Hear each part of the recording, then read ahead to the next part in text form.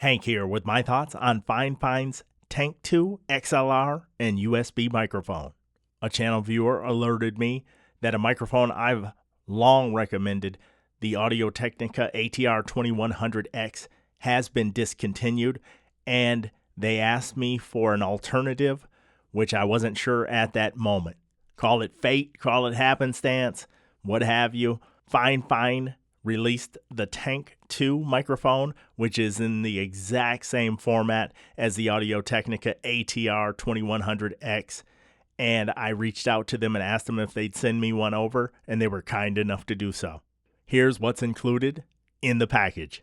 Besides the microphone, you get a desk stand, and it has the tubing that adjusts from 5.5 inches all the way up to 8.26 inches, and when you include the base itself, you're roughly at around 10 inches of height.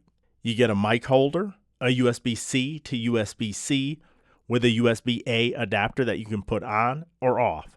They also give you a 3/8 inch to 5/8 inch adapter, and of course the user manual. The suggested retail price for the Tank2 is $64.99 in the US.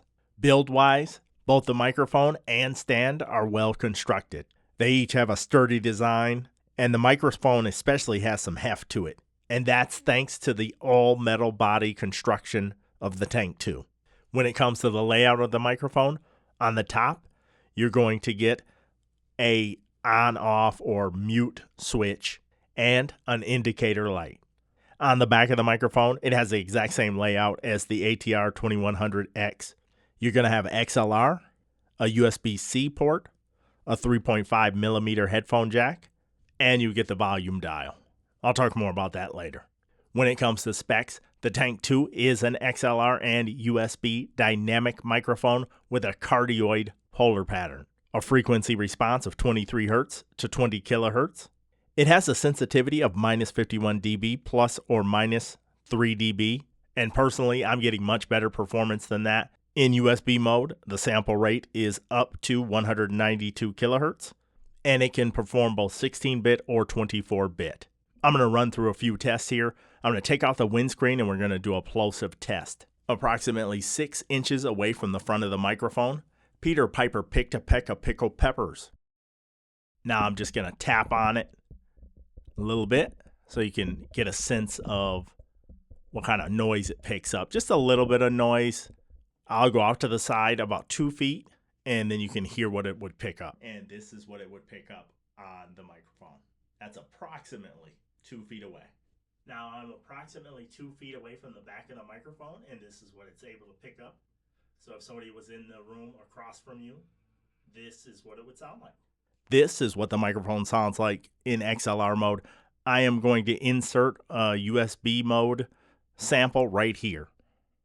Hang here on the Tank2 in USB mode, and this is what the microphone sounds like. When you turn the dial button on the back of the microphone, it does control the headphone volume from the computer. It does not control the microphone input volume. Now I'm going to slide the on-off button.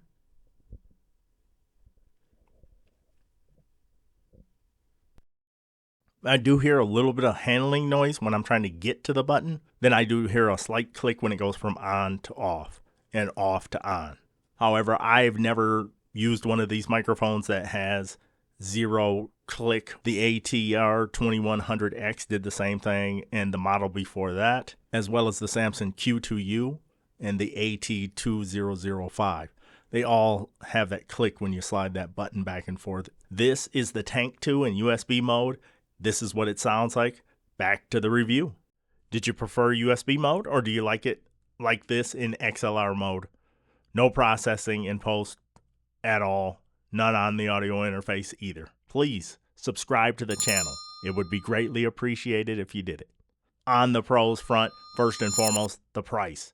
Retail price of $64.99 in the US. That's a solid price. Much cheaper than what the ATR2100X debuted at. Another pro, the accessories. While you get used to getting the 3/8 to 5/8 inch adapter and a USB-C cable, I wasn't expecting to get a desk stand. That was really cool. Is it the heaviest desk stand on earth? No, it is not. But it's pretty solid, and it is more than enough for this microphone. Another pro is the build quality. The build is rock solid, and I'll just go right into the next pro. The look, having the all black look on it. It took Audio-Technica a couple iterations to get to the black body, but they still have the silver grill on there. However, the Tank 2 coming in all black, all metal construction, black grill, love that look. And then the last pro I have is the sound quality is really good. This is smooth. Fifine, they have solved the riddle on budget microphones with a smooth sound. The Tank 1 has a great sound, in my opinion, for its price point. And now this Tank 2, there's just nothing coming out in these in-ear monitors anyway that is grating or harsh or anything like that. I'm really impressed with the sound quality, especially in this stage mic style format. It's usually kind of hard to get any kind of body into those kind of microphones and stuff. But this sounds pretty solid to me. But again, I want to hear what you have to say about it. The only real con I have about the microphone is trying to get to the button is going to generate just a little bit of noise touching that body. So if you're in USB mode, you want to slide this on off, you're going to generate just a little bit of noise touching the body. I have two nitpicks. One is the layout is exactly the same as the ATR2100X. And so when you fill in the XLR, USB, headphones, or even just headphones and USB, when you got to get in there to hit that dial, it's just going to be just like the ATR2100X, where there's just not much real estate on the back of the microphone. There's nothing really that could be done about it, but it's just something to think about.